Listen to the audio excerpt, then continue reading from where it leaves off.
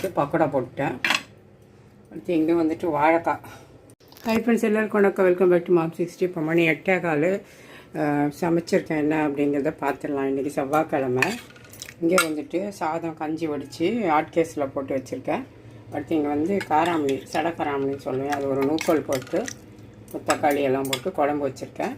அடுத்து இங்கே வந்துட்டு கொஞ்சமாக நேற்று பஜ்ஜி மாவு மீந்திருந்து அதை எப்படி ஆல்ட்ரேஷன் பண்ணலான்னு பார்த்து கொஞ்சம் வெங்காயம் எல்லாம் சேர்த்து கடலை மாவு சேர்த்து பக்கோடா போட்டேன்.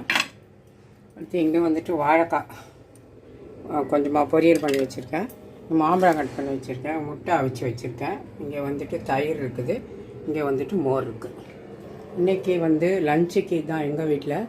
பிரேக்ஃபாஸ்ட்டுக்கு வந்து அரிசி ரொட்டி பண்ண போகிறேன். மாவு கிளறி வச்சுருக்கேன். லஞ்சுக்கு பேக் பண்ணியாச்சு. காராமணி குழம்பு, முட்டை, வாழைக்காய் பொரியல், பக்கோடா, தயிர் சாதம், மோர்.